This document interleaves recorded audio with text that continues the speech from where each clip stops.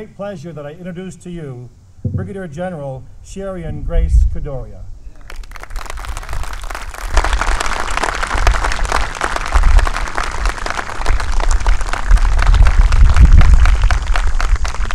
General Dayton, thank you for that beautiful introduction. Distinguished guests,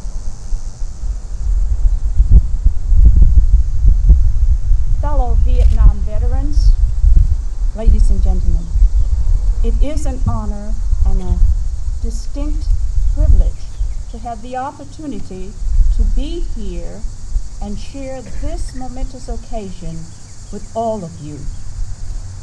The Vietnam Moving Wall truly exemplifies the freedom-loving men and women of America. And America is a land of many, many heroes.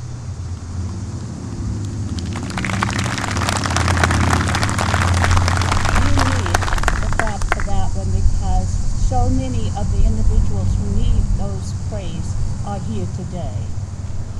Our soldiers, sailors, airmen, Marines, and Coast Guard who have given their lives for this country are laid to rest in places known and unknown throughout this nation and around the world. And while we know nothing of their individual thoughts and feelings at the time of their death, we do know they were patriotic, dedicated, and courageous. And we know that they loved America and believed in the ideals for which it stands.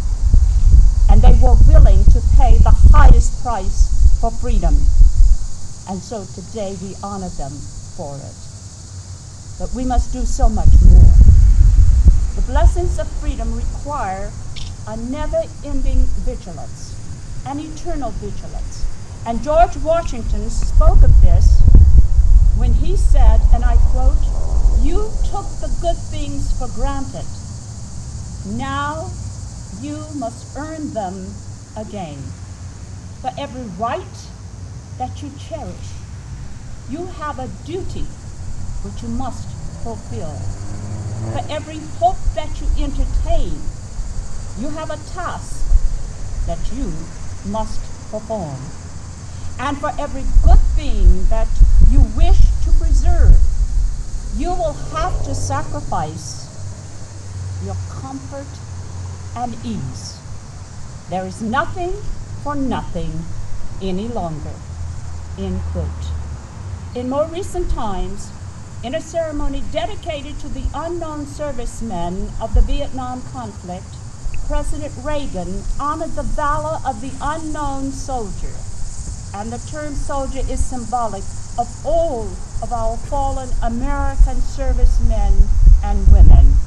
And he said he saw the horrors of war, but bravely faced them, certain that his own cause and the cause of his country's was a noble one, that he was fighting. We can't let the flag fall on the ground. That he was fighting for human dignity and the freedom of men everywhere. In a war whose end offered no parades, no flags, and so little thanks. We can be worthy of the values and the ideals for which our sons and daughters sacrificed, worthy of their courage in the face of a fear that few of us will ever experience, by honoring their commitment and devotion to duty and country. End quote. No, we can never, ever honor them enough for the price that they paid to give all of us the national gift which is the envy of the world, freedom. That is why people are always trying to take that freedom away from us. They're jealous, they're envious. But we can ensure that our heroes will not have died in vain by taking up their vision, their commitment to the future, and keeping in mind the lessons our founding fathers learned. And I quote, "There can be no liberty without union. And there can be no independence without strength, end quote. The men and women in uniform are the strength of our nation. Today, those of you who are standing here who were in the Vietnam conflict, I want you to know that you must always hold your head up high, your shoulders back. Now, some of us are too old to really stand too tall. Because you too are heroes, and don't forget it. I want you to thank God that you are here to stand behind those in uniform who have taken up the mantle which we, old veterans, have passed on. But I want everyone to know that even though we're old and feeble, we're still willing to serve wherever and whenever we are needed. Amen. Yes. I have two poems which I want to share with you. The first is, I am a soldier. And the term soldier, again, is symbolic of all of our men and women in uniform. And the second, because I'll go right on into the second poem, is, my name is Old Glory. It was written by an ex-POW. And I will conclude with that poem. I am a soldier. I wear the uniform of a proud nation, conceived in liberty and dedicated to the proposition that all men are created equal. My blood permeates the soil of many, many countries. And there are those who have belittled and reviled me, who have made a mockery of me and what I stand for. For them also have I suffered and died. For you and for them I withstood heat, insects, and disease, so the right to descent would be theirs and yours. I endured the pain and the terror of battle and the maiming of my body to ensure that you might worship as you please. I faced capture and torture so that no matter who or what you are, you will have the freedom to choose your own destinies. And I would do it again and again and again because I believe in the ideals which make this country what it is today. Free, free, free. Oh, I love my country with every breath that I take, with a deep and abiding love that transcends mere physical pain. And I am sustained by the symbol which represents this free land, Old Glory. My country, 'tis of thee, and long may you wave from sea to shining sea. Oh yes, I am a soldier.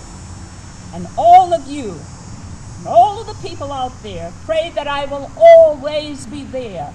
For if I disappear from this great country, then so will all of you. For I represent strength and a strong defense. I represent the red, the white, and the blue, which must always be there to protect life, liberty, and the pursuit of happiness. And that means protecting each and every one of you and the rest of the people in this great country of ours. I am a soldier. I will keep America free while serving under the greatest symbol this world has ever known. Old Glory. Yes,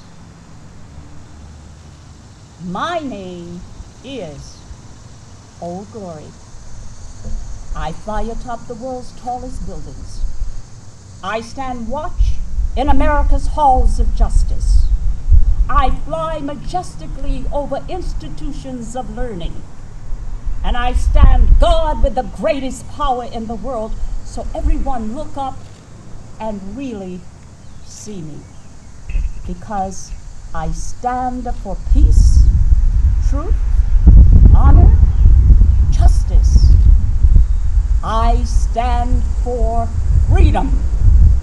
I am confident, I am arrogant, I am proud, and when I'm flown with my fellow banners, my head is a little higher and my colors a little truer. I bow to no one.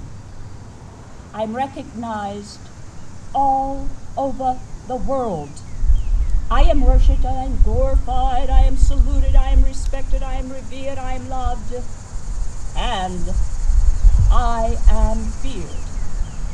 For over 200 years, I have served in every battle, of every war, and every conflict. Gettysburg, Shiloh, and Appomattox, San Juan Hill, the trenches of France, the Argonne Forest, Anzio, Rome, the beaches of Normandy, the Battle of the Bulge, Taiwan, Korea, Okinawa, Vietnam, and yes, in the heat of the Persian Gulf, but many, many other places, on land, on sea, and in the air, long forgotten by man, but for those who were there with me. Oh, I was always there with my soldiers, my sailors, my airmen, my Marines, my Coast Guard, and they loved me.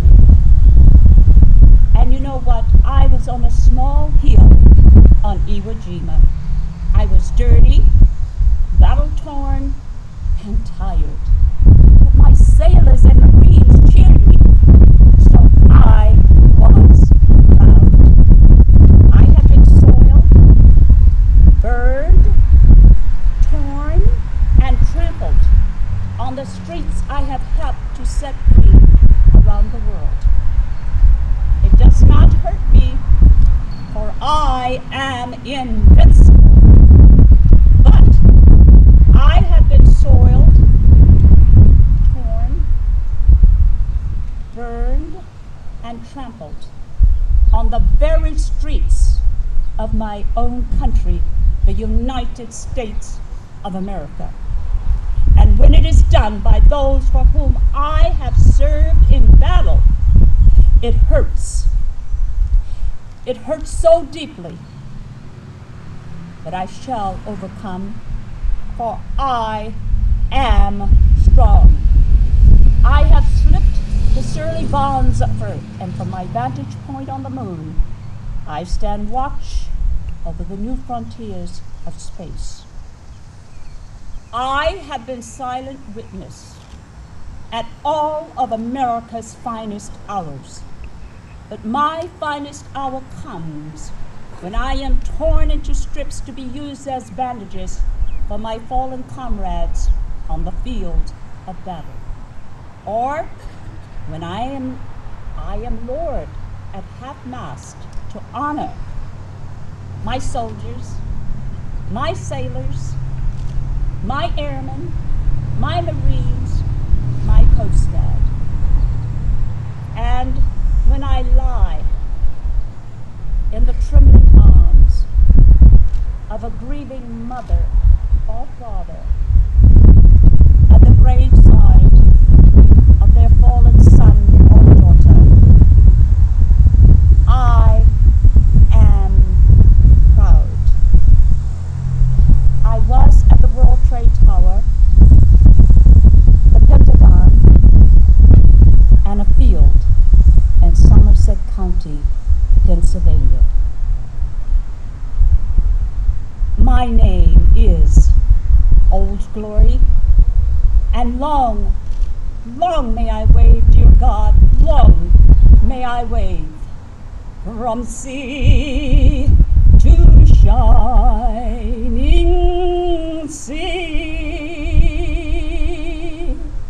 God bless America, and God bless all of you.